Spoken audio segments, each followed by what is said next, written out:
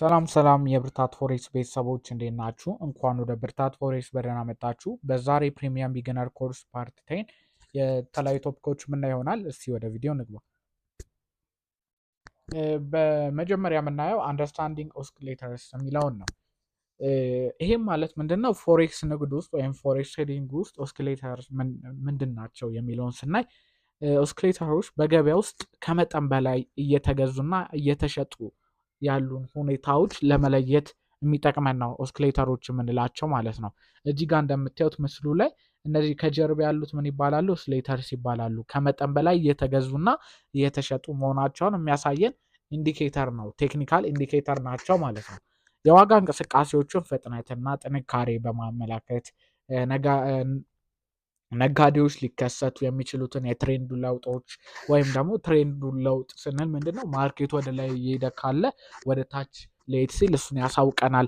ይሄ ምንድነው? እንደሚያሳየን ከሆነ እዚህ ጋር እንደምታዩት ከመጠን በላይ እየተገዙና እየተሸጡ ያለበትን ሁኔታ ነው የሚያሳየን። አንዱን ገንዘብ ዩኤስዲ ከሆነ ከመጠን በላይ ብዙ ሰው እየገዛቸውና እየሸጣቸው ያለበትን ቦታ ነው የሚነግረን ማለት ነው። ከመጠን በላይ ሲሆን ማለት ነው። እና የትሬንድ ለውጦች ወይም ቀጣይነት እንዲወስኑ ይረዳቸዋል ማለት ነው። ትሬንዶቹ ይቀጥላል ወይም ደግሞ ትሬንዱ ይቀየራል፣ ወደ ላይ ከሆነ ወደ ታች ዳውን ትሬንድ ይሆናል የሚለውን እንትን እንድንል ይረዳናል ማለት ነው። በፎሬክስ ትሬዲንግ ውስጥ የሚያገለግሉ አንዳንድ የተለመዱ ኦስኪሌተሮች አሉ ማለት ነው።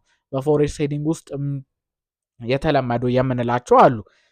የግብይት ምልክቶች ለማረጋገጥና በመረጃ የተደገፈ የንግድ ውሳኔዎችን ለማድረግ ኦስኪሌተሮች ከሌሎችም ቴክኒካል አናላይሲስ ቱሎች ጋር በጥምረት ጥቅም ላይ ይውላሉ ማለት ነው። ይሄ ቴክኒካል አናላይሲስ ቱል ነው አንደኛ ኦስኪሌተርስ የምንላቸው ማለት ነው። ስለዚህ ምንድናቸው? ጥቅም ላይ ይውላሉ። ማወዛወዝ የማይታለሉ ወይም ደግሞ ውሸት ምልክቶችን ሊፈጥሩ እንደሚችሉ ልብ ሊባል የሚገባው ነው ማለት ነው። ማለትም ሁልጊዜ 100% እርግጠኛ ልንሆንበት የማንችለው ነገር ነው። ግን ምንድነው? ጠቃሚ የሚባልና ልታውቃቸው የሚገባ ናቸው። ላይክ እንደነ ሙቪንግ አቨሬጅ አይነት ነገር ናቸው ማለት ነው። ስለዚህ ከሌሎች ኢንዲኬተሮችና የአናሊሲስ ዘዴዎች ጋር በማጣመር መጠቀም ተገቢ ነው። ብቻቸውን ብቻ አይተን እንትን ማለት ሳይሆን የተለያዩ ስትራቴጂዎችን ጋር አንድ ላይ ትሬድ ብናደርገው የተሻለ ሄልፕ አውት ያደርገናል ማለት ነው። ኦስኪሌተርስ ብለን የምንጠራቸው አንደኛው ምንድነው? አንደርስታንዲንግ ኦስኪሌተርስ ስንል አንደኛ ሪሌቲቭሊ ስትሬንግስ ኢንዴክስ ወይም ደግሞ አርኤስአይ የምንለው አለ። ይሄኛው ኦስኪሌተርስ ሳይሆን ራሱን የቻለ አለ። አርኤስአይ የዋጋ እንቅስቃሴዎች ፍጥነትና ለውጥ የሚለካ ታዋቂ ኦስኪሌተር ነው ማለት ነው። ምንድነው? ኦስኪሌተር ውስጥ የሚመደብ ነው። አርኤስአይ የምንለው ሪሌቲቭ ስትሬንግስ ኢንዴክስ ነው። ምንድነው? የዋጋ እንቅስቃሴዎች ፍጥነትና ለውጥ በምን ያህል ፍጥነት እየተካሄደ ነው እና ደግሞ ለውጣቸውስ ምን ያክል ነው የሚለውን የሚያጠናልን ነው ማለት ነው። ከ0 እስከ 100 ይደርሳል።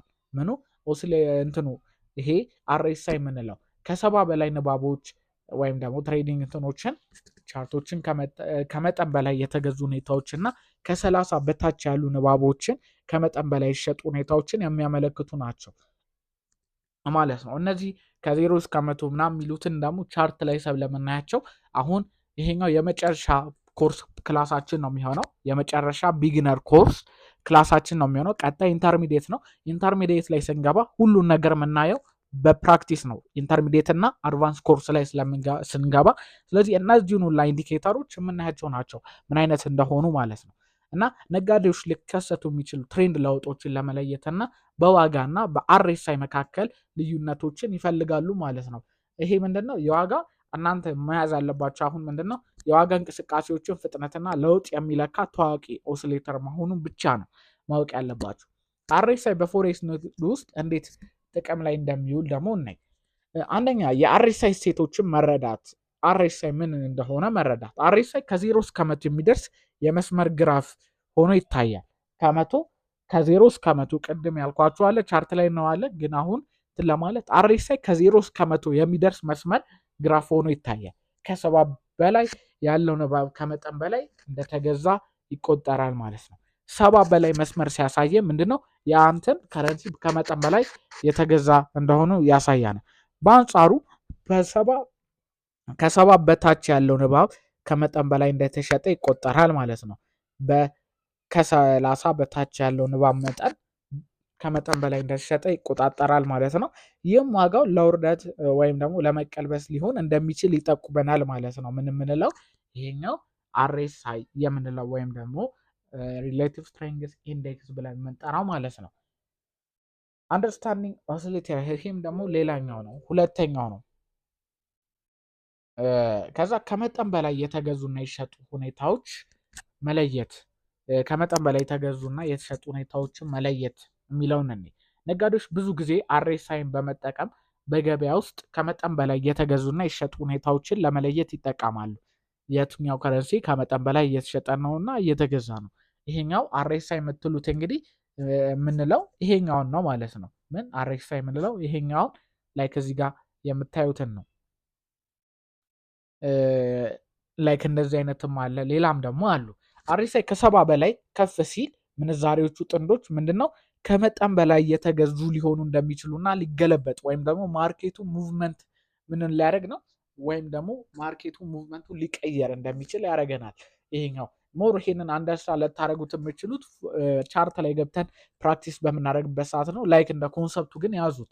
ምንዛሬዎች ጥንዶች ከመጠን በላይ ተገዙ ሊሆን እንደሚችሉና ሊገለበጥ ወይም ደግሞ ማርኬቱ ወደ ላይ ሊሄድ እያለ ከሆነ ወደ ታች እንደሚሄድ የሚያስረዳን ሊመለስ የሚችል ይጠቁማል ማለት ነው። በአንጻሩ RSI ከ30 በታች ሲወርቅ ደግሞ የመገበያ ገንዘቡ ጥንድ ከመጠን በላይ ሊሸጥ እንደሚችል እና ማርኬቱ ላይክ እንደዛ ደግሞ አቅጣጫው ሊቀየር እንደሚችል የሚጠቁመን አንደኛው ነው።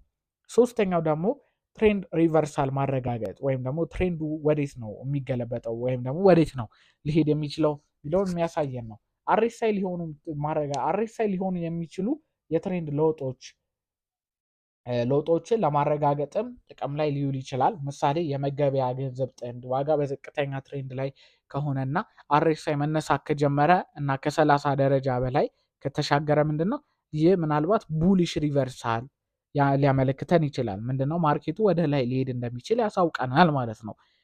በተመሳሳይ ዋጋው በከፍታ ላይ ከሆነና RSI መውደቅ ከጀመረና ከ70 በታች ከተሻገረ ይህ ሊሆን የሚችለው ምንድነው የቢሪሽ ሪቨርሳል የሚያመለክት ይችላል። ማርኬቱ ወደ ታች ሊወርድ ነው ይለናል ማለት ነው።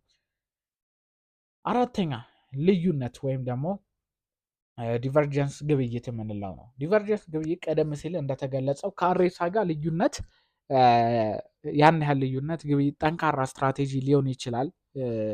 ጠንካራ ስትራቴጂ ነው ይሄኛው ማለት ነው። እዚህ ጋር ምስሉ ላይ እንደምትረዱት ምንድን ነው ይሄኛው ነው ማለት ነው። RSI ዲቨረንስ የምንለው ይሄኛው ነው ማለት ነው። የምንዛሬ ጥንድ ዋጋ ከRSI ተቃራኒ አቅጣጫ ሲንቀሳቀስ ነው።